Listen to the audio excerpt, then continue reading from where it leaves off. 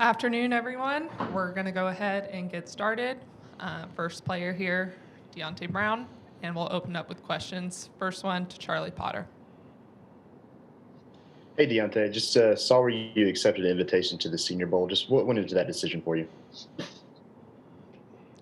Growing up in Alabama, playing football, seeing like past years Senior Bowls, getting an invitation one was a blessing. I was very grateful for it, and I was just excited to get it. I really didn't expect for me to get it, but when I did, I was very humble about it. Next question is Stephen Smith. Deonte, what's the most fun about playing with Landon Dickerson? I mean, I know he's an aggressive guy, he's a fun guy, he's got a cool personality, but when you're on the field with him, what's the most fun thing about playing with Landon?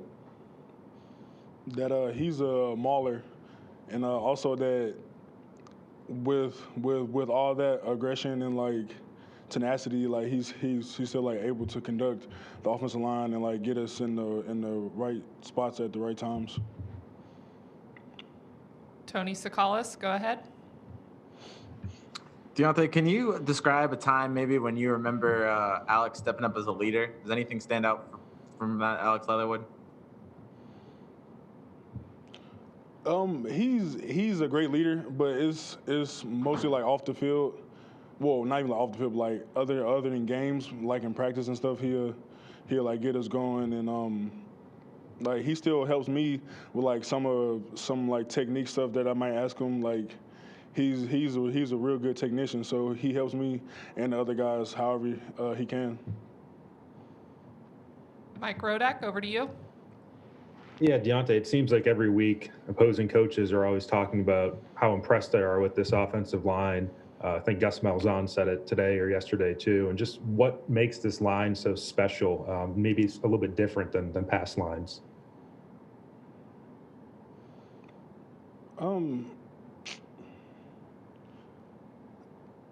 I would probably think that it would be the experience that we have. We have three seniors and one true sophomore that starts a true freshman, and another newcomer that is also smart and very athletic. I would probably say just the age. Like we've been around football a lot, so our chemistry is easily built, and we roll with it. Jeff Spiegel, go ahead. Deontay, a lot of times, players sound like coaches when they answer questions about games like this. The biggest game is the next game and all that stuff. But you just said it. Growing up in this state, how special is this game to play in? Any kid that plays football in Alabama, they dream of this game. This is a great rivalry, and like I don't know. And we'll go to James Ogletree. Hey, Deonte, Coach has talked about Byron and Phil as two guys who have really improved their quickness this year. I was just wondering what's your perspective on that and what's it like going against them in practice? My perspective on them, Byron and Phil, they have came along really well. Just them getting more time to work on their craft and like play.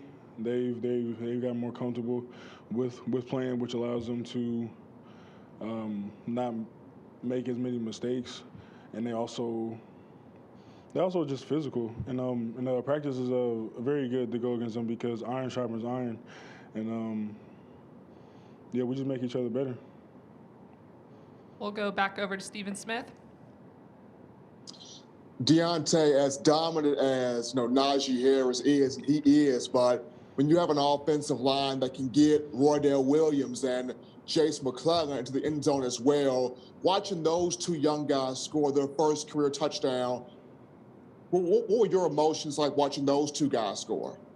I was happy. I was very happy, very proud of them, and I was excited to get some of the young guys in so they can get some playing time, get the feel of the game. We'll finish up with Charlie Potter unless there are any others.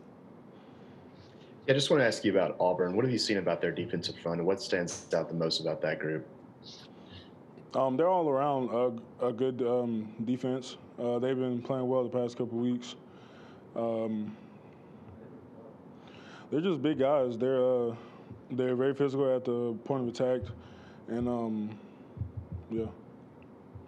Thank you, Deonte. We're going to go and bring up our next player, Patrick Surtain.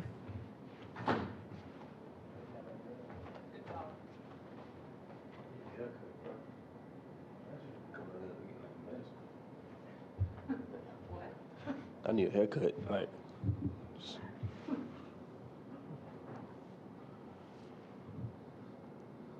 We're here with Patrick Surtain, and we're going to go with Jeff Spiegel.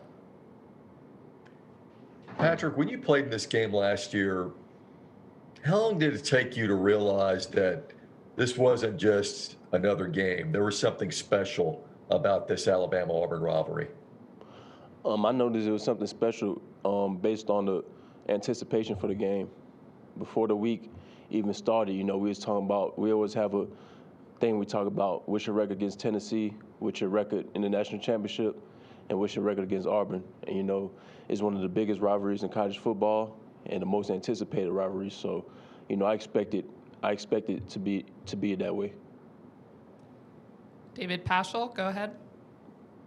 Patrick, when you think about these two teams, a lot of defensive scores. You've had defensive scores recently. Auburn had one against Tennessee and LSU. Auburn had a couple of huge ones in last year's game.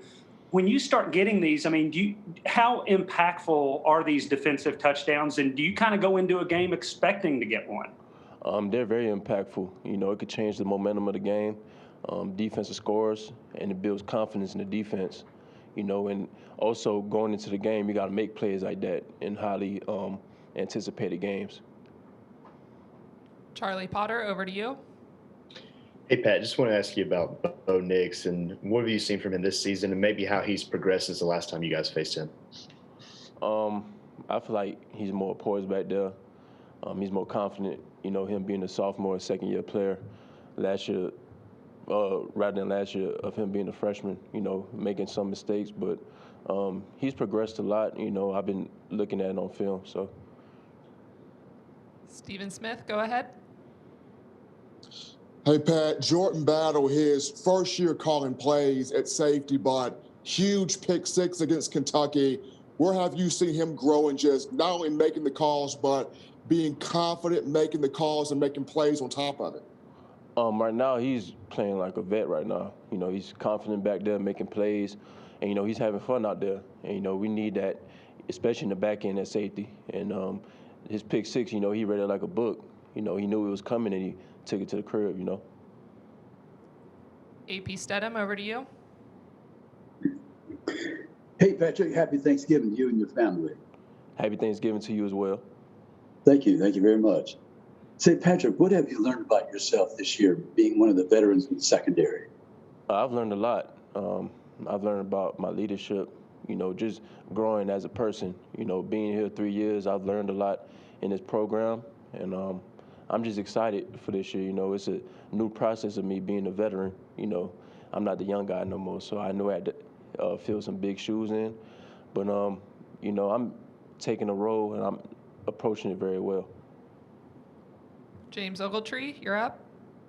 Hey, Patrick, when you go up against a big-bodied receiver like Seth Williams, what are some of the keys as a DB that you keep in mind, especially when they're so good at making contested catches? At the point of attack, you got to, you know, force him to release. You know, you got to put hands on big receivers like that. You can't allow them to get that much separation, especially with their 50-50 balls and back shoulder throws. You got to contest every ball as much as you can. Michael Casagrande, over to you. I know in the past you guys, some players that go over to coaches' houses and stuff for Thanksgiving. What are the plans this year for the team and how you guys are handling that? We can't do that this year because of COVID, obviously.